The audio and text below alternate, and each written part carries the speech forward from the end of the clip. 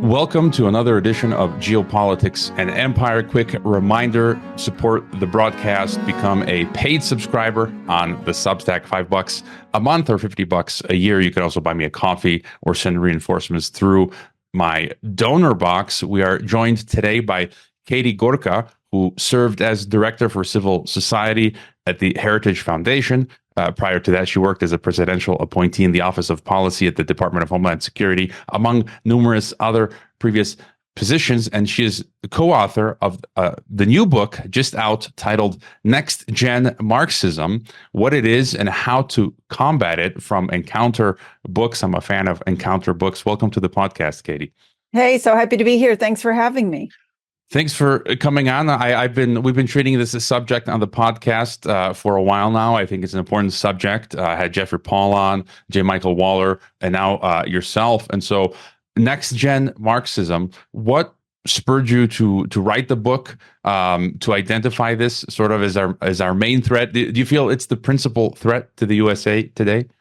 Oh, 100%. Yeah. I mean, I really do. So what spurred it is, as you mentioned in my bio, I left the Trump administration, and then I went over to the Heritage Foundation, and there were a couple things going on. So that was like right before the COVID shutdown that I made that move. And, you know, one of the first things I got really involved with at Heritage was pushing back on that New York Times project, that the 1619 project, which came out in August 2019. And if you remember, that was Hannah Nicole Jones leading that effort. And it was really rewriting our history. And telling us that we were systemically racist, and we've always been racist. We are founded on racism. She actually argued that the American Revolution was fought in order to protect slavery, and just other kind of falsehoods. So I started out working on that. Of course, things quickly shifted. You know, so many things happened in 2020. The two most important being, of course, the COVID shutdown, which, you know, that was the beginning of the big parent revolution, because that's when everybody started seeing what their kids were being taught, right? And they were up in arms. And so I was really fortunate because I was able to start traveling around the country, working with these nascent parent groups very early on, and seeing what they were up against and how they were fighting back. But then, of course, the other thing you had were the George Floyd riots and protests, many of which were violent. So Mike Gonzalez was a colleague of mine at Heritage. I admire him a lot. And we have a lot of sort of shared interests, because I'm an American, but I lived in Hungary for 12 years because of Sebastian, my husband. So that, you know, I really had that firsthand experience of post-communism. Mike's family had to flee Cuba when he was a child. So he had a very personal, you know, relationship to communism as well. So we're both really passionate about defending American freedom. And we are looking at the world around us and saying, it's gone crazy. We need to study this. You know, we need to understand how we got here, and we need to put more tools into the hands of Americans to fight back. So that was the genesis of the book. That's what got us started. Yeah, you know, I mention often, I'm ethnically a Croat, proud Croatian citizen as well. My name literally means Croat. And my grandfather was a prisoner for half a year of, I believe, the Croatian fascist regime during World War II. And then my parents came from communist Yugoslavia. And so I kind of have a little bit of a taste of that as well. And being born in the US, it's like you're born with these ideas of freedom and liberty. And you start your book looking at the history, you know, sort of the deep history, and then bringing us through the 20th century of how Marxism has transformed. And, you know, I still can't believe how people today are taken by these ideas of this communist collectivism and Marxism. And so if you want to maybe just tell us a bit about, you know, and it's good to remind ourselves of the history of as well. If you want to tell us a bit about how you see the original utopian, more like dystopian idea of Marxism, and then, you know, how it's transformed into this sort of new version of Marxism.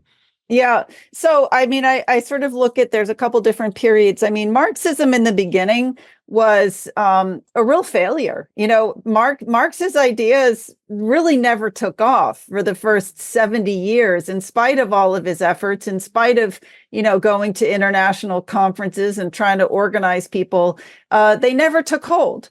The only thing that allowed them to take hold ultimately was the sort of evil genius of Vladimir Lenin, right? Lenin came up with this formula where and this is kind of the magic formula, actually, where he recognized the workers, in fact, will not spontaneously rise up because they actually like their jobs. You know, they want to keep working, right? So Lenin came up with this magic formula, which was use propaganda and information wisely to create a sense of grievance and victimhood, and then organize for revolution.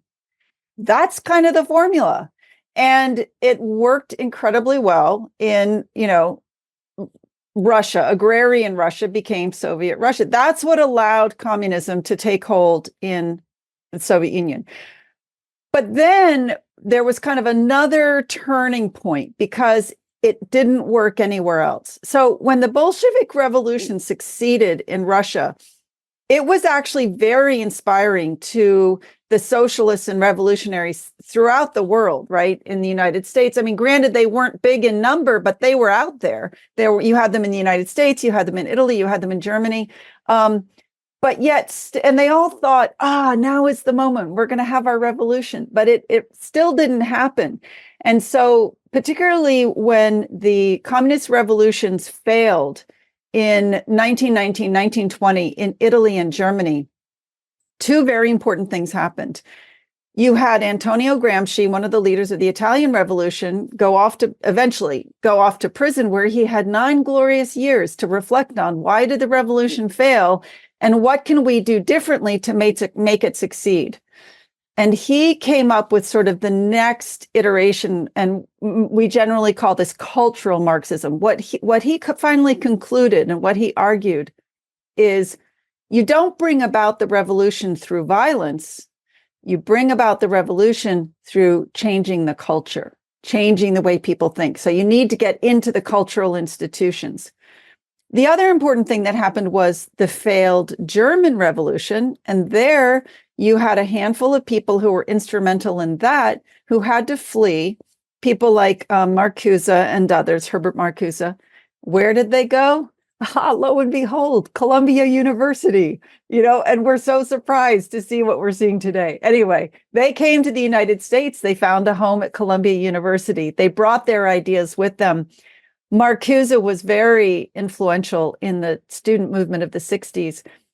But, the combination of sort of Marcuse and the others from the Frankfurt School with Gramsci, the result was, I would say, what we call the new left. It was this transition again at the very end of the 50s, where they said, okay, the revolutionaries, it's not going to be the workers. It's going to be students working in partnership with the disenfranchised, like particularly African Americans living in the ghettos. That was going to be the new revolution. And it's so, again, it's so interesting to look at what's happening on the campuses today. Here's something that I read about in doing the research that I never knew this. 1959, McGeorge Bundy, who later became the head of the Ford Foundation, he, as the Dean of Students at Harvard University, welcomed Fidel Castro to come and speak to the students of Harvard, having just overthrown the regime in Cuba. And it's like, again, I have to ask you, we wonder why we are where we are today. These things have been sort of simmering in our universities for decades. But anyway, so let me bring us up to the last phase. Okay, so that's cultural Marxism. The last phase was really initiated by the failure of the student revolutions of the 1960s, right? They got to the end of the 1960s. They said, well, we didn't achieve what we wanted. We didn't end the war in Vietnam. we didn't bring about the civil rights reforms that we wanted. So they kind of went one of three directions. They either went crazy radical and full-bore terrorist in the form of the Weather Underground, or they said and this was very Leninist, kind of Saul Alinsky, they said, we need to organize better. We need to be training people and organizing for revolution. The couple sort of groups worth mentioning here, one is the Midwest Academy, which was formed in 1969 by some of these student radicals with help from Saul Alinsky. Barack Obama came out of that. Another one that's been very important was actually not formed until 1989. That was formed by Eric Mann, one of the Weather Underground terrorists, formed something in LA called the Los Angeles, I'm going to blank on the name because it's Center for Training and Labor. I can't remember the exact name. So he formed a group in Los Angeles. And who was one of his early recruits? A 17-year-old Patrisse Cullors, who became the co-founder of Black Lives Matter. So you see that thread of how these 60s revolutionaries kind of fueled all the things that are happening today. I'll mention just one more thread in this world, and that is, I said to you, student revolutionaries kind of went one of three directions, right? Weather Underground and terrorism, organizing, or the third group said, we're going into the universities, and they became professors. In the book, we kind of really drill down on the critical legal theorists, because that was the direct precursor to critical race theory, which emerged in 1989. But that's how you get to where we are today, where it is no longer now the students, even though actually our students today are being very revolutionary. But the real idea today is the revolutionaries are going to be those who are identified by characteristics such as their race, their ethnicity, or their sexual identity. They are organized. There's a whole movement to make people feel aggrieved. And they are hoping they're working toward revolution. They are very clear about this. They want to bring down the United States as we know it. They want to radically change it. Yeah, and I went to university in the U.S. as well as in Switzerland. I taught here in Mexico at the top private university, and it's not just the U.S. I mean, this now has this mind virus has gone global beyond the U.S. In Mexico, I taught a course, Environments and International Relations. You talk about climate as well. That's one of their tools. In your book, you discuss it. And I had a class of a mix of Mexican and international students, and I can tell you 90+% were, left-wing Marxists. They believed the official narrative. So that stuff, that's here in Mexico, as you mentioned, in the schools in the U.S. And then now it's beyond just academia, because those professors and now those students graduate, they go work in the workforce, and then the corporate space also becomes wokeified. And just a bit more on the method to this madness. You mentioned they're using race now, sex, gender, transgender stuff, gender ideology, the climate agenda, and you talk about the strategy for them transforming the cultures, speech codes now, cancel culture, victimhood. You said the elevation of victimhood to a national cult. And so if you could tell us a bit more about, how and why they're using these methods. Well, I'd love to also just go for a minute into this idea, because I think it's really fascinating that you've taught in Mexico and you've seen it there. Because one of the really important things that we talk about in the book is the international component to this. I think if you asked the ordinary American today, I think if you were to ask virtually any American today about the George Floyd protests, they would tell you that it was a spontaneous uprising, right? In protest against the killing of George Floyd.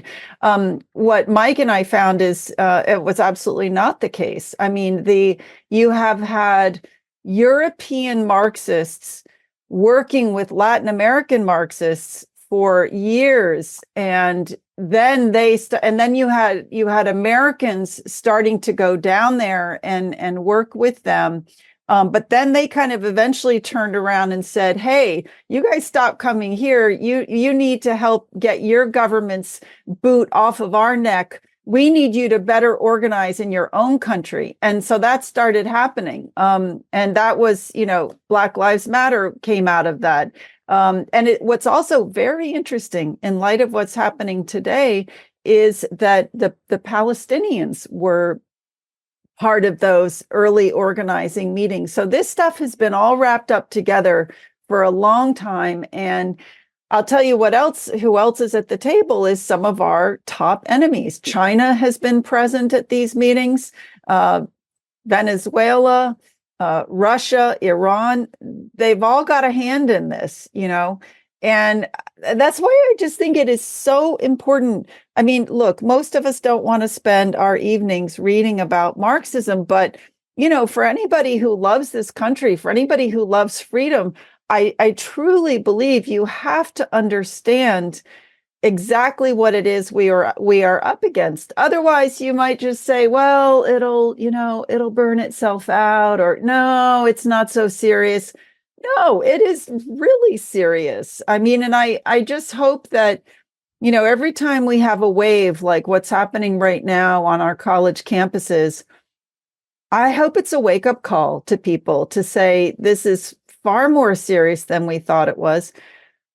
And I'm, another just $1 million question is like, for how much longer are parents going to shell out $70,000 a year to send their kids to these indoctrinating institutions? We have to stop doing this. And as alumni, we have to stop funding them.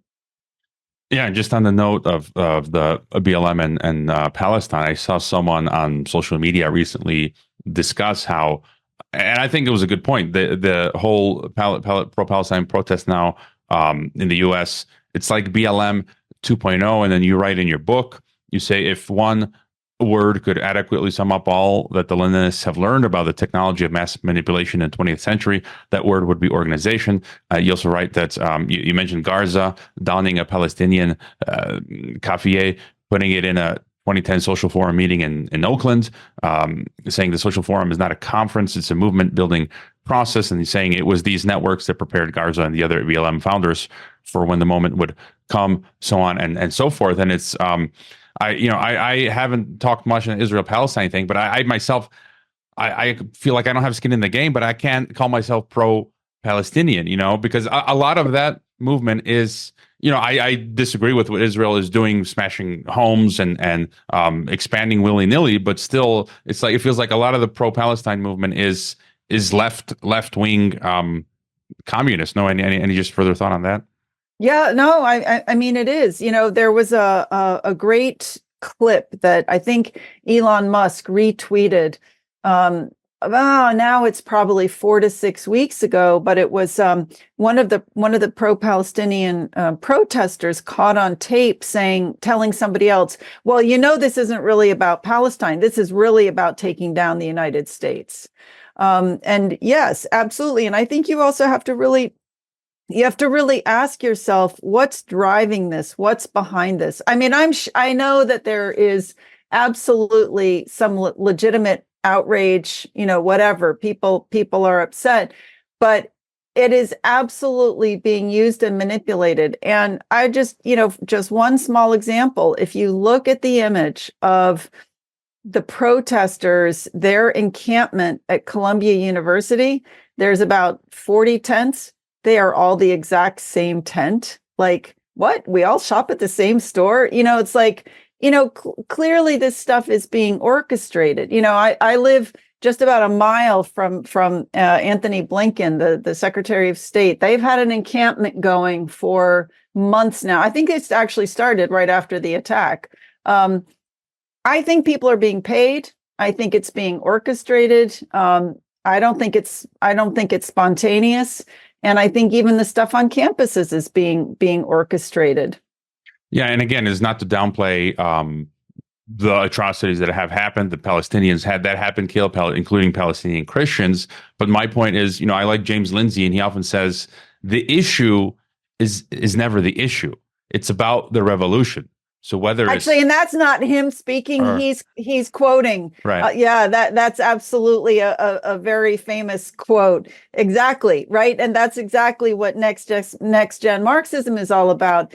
You can take any issue. You can take race, sex, gender, sexual orientation, climate, environment, Palestine. Any of these issues you can use for the good of the revolution. Yeah, and that's why we have to be careful. So, we have to kind of look at things objectively. It's like, okay, yeah, there's grievances definitely legitimate for Palestinians, but now it's being used to, again, try to take down the United States. And you write about, again, Gramsci in your book, you say, Gramsci believed that revolutionaries should take part in parliamentary democracy, but only to create the conditions to transfer political power to the councils, which would then work to abolish parliamentary democracy. The mission of the socialist state, NextGen Marxism, was to be a transitional state that would deliver communism. This mission cannot be accomplished by parliamentary democracy. So the goal was the replacement of the democratic parliamentary state by a new type of state. And it feels like, and I ask my guests often, I ask Jeffrey Paul, who says we're one step away. These elections could decide it from falling into, he calls it fascism, communism, whatever form of collectivism. It feels like we're at this moment in the U.S. we're on the cusp of a one-party dictatorial system in America. Your thoughts? It's concerning. I mean, I think what concerns me the most probably right now is the weaponization of law enforcement for political purposes. I think it's just deeply and profoundly concerning. Like, I feel like we've kind of lost the rule of law, that, and that is the foundation, right? When law can be weaponized, you're in serious trouble. But, I can't throw my hands up in despair and say, yes, we're about to go to one party rule. Because I guess partly because I'm very involved on the ground. So, one of the things I did when I left Heritage, I said I left so that I could write the book, but I also left because I realized we can't fix these things from Washington, right? We've got to fix this in our communities. This has got to be from the ground up.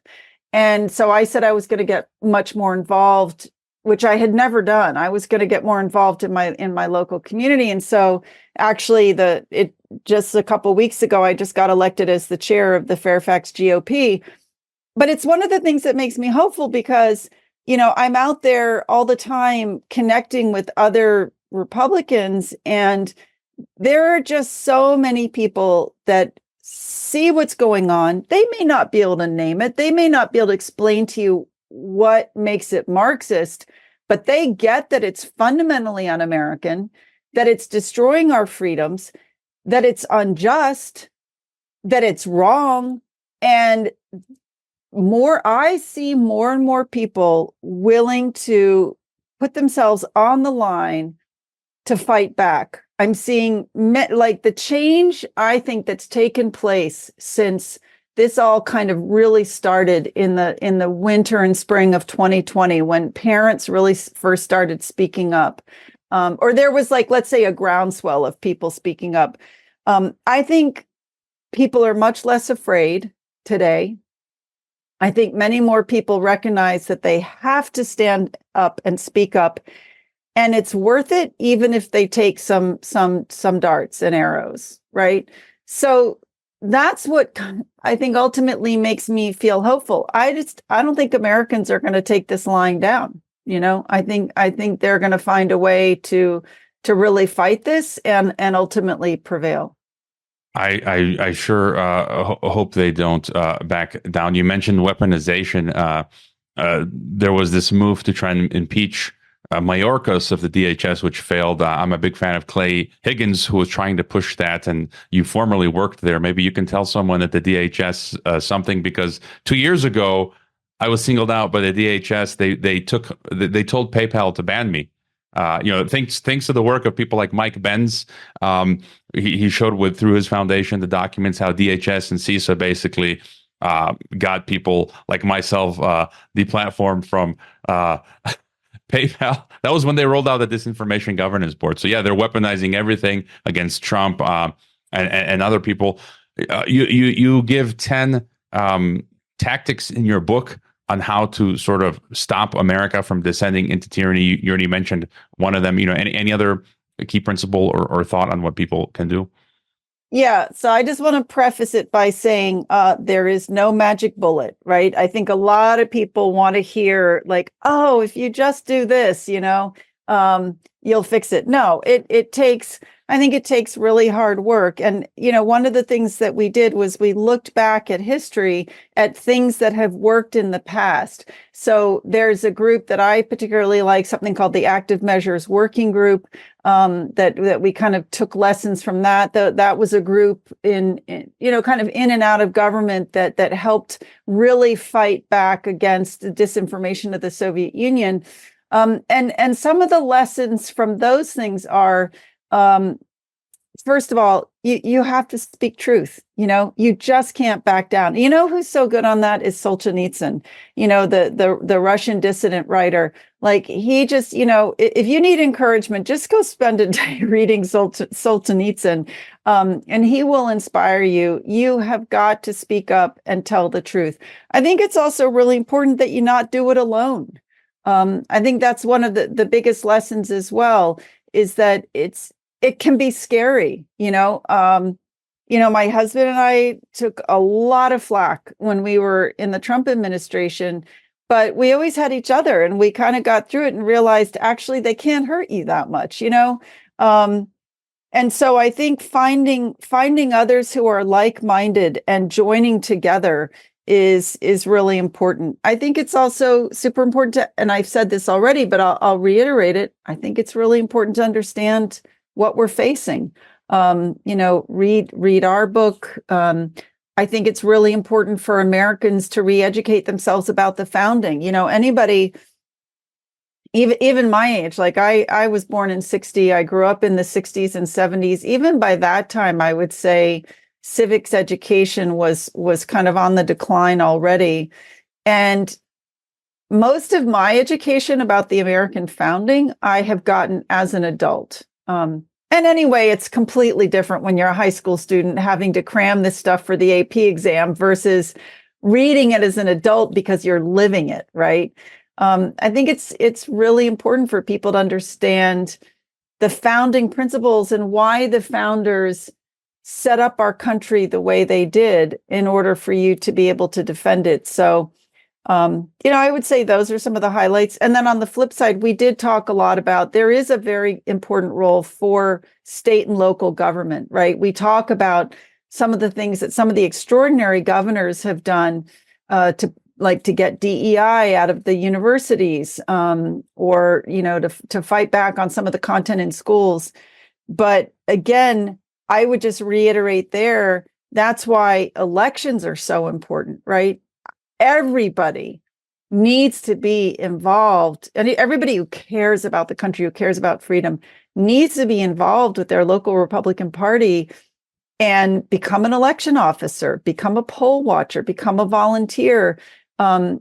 Most of our, higher level politicians start out down low. They start out as a school board or, a House delegate, whatever.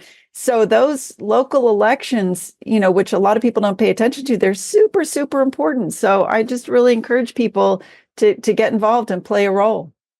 And I always ask myself this question, and I feel important to ask my guests this question. I stare into the abyss often to do that thought experiment. It's a way to motivate me to try and not get there. And the question would be, what if America fell?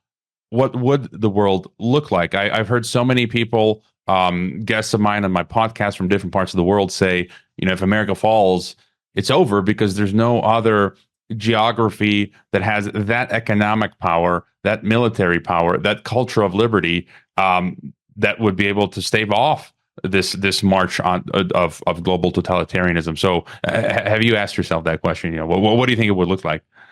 Well, I approach it in a slightly different way, which is there's a human rights activist from China who I really admire, a man named Chen Guangcheng. He's known as the blind lawyer. He's a man who was blind, but taught himself the law and ended up defending women who were being forced into the one-child policy. And he helped defend their right to keep their children and to not have forced abortions.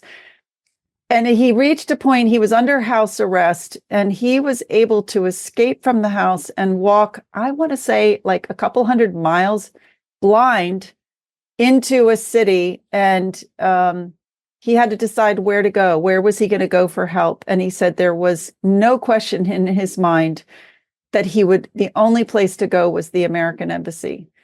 If the United States falls, there is nowhere else to go. Sadly, that's the case. And any final thought for us? And if you want to tell us your projects, best places to find you or get the book. Yeah, so I always love it if people can buy the book at a local bookstore.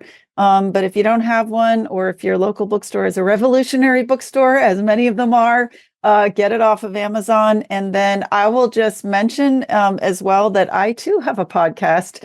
It's called The Happy Women Podcast. And I do this with my good friend, Jennifer Horn. And we really highlight particularly, the stories of people who are changing their communities. And so it's a lot about, how to be a happy warrior. So people can find me there. And then I also have a website, katiegorka.org.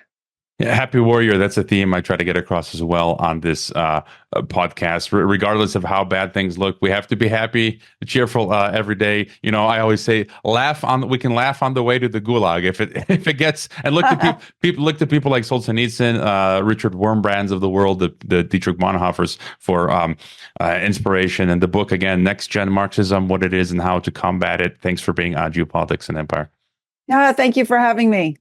I hope you enjoyed this Geopolitics and Empire podcast. The website is geopoliticsandempire.com, and I encourage you to sign up for the free email list that goes out with each podcast and every weekend with a collection of news headlines. The newsletter and website are our last lines of defense. We're being censored and deplatformed. It's nearly impossible to find Geopolitics and Empire on the Google search engine. We've been blacklisted. YouTube frequently takes down our videos with strikes. Facebook restricts our page. Reddit and Twitter take down posts. And after the Associated Press mentioned Geopolitics and Empire in a 2021 article co-written with NATO, our Patreon account was terminated. Vimeo also terminated our Pro account. The best free way to help Geopolitics and Empire is to leave a review on Apple Podcasts or elsewhere and subscribe to all of our media channels. You can find the video broadcast now on 5 platforms: Odyssey, Rockfin, Rumble, BitChute, and Brighteon. You can find the audio broadcast on the podcast ecosystem: SoundCloud, Apple, Spotify, and so on. My current favorite social media channels are Twitter and Telegram, but you can also find us on Gab, MeWe, Minds, Float, VK, Instagram, Facebook, and LinkedIn. Finally, Geopolitics and Empire is in dire need of funding to continue. You can leave a donation, purchase a consultation with the host, or become a member to receive additional benefits. We also produce a weekly broadcast called Dissident Thinker for members and Rockfin subscribers only. We will continue to fight the good fight come hell or high water. Thank you for listening.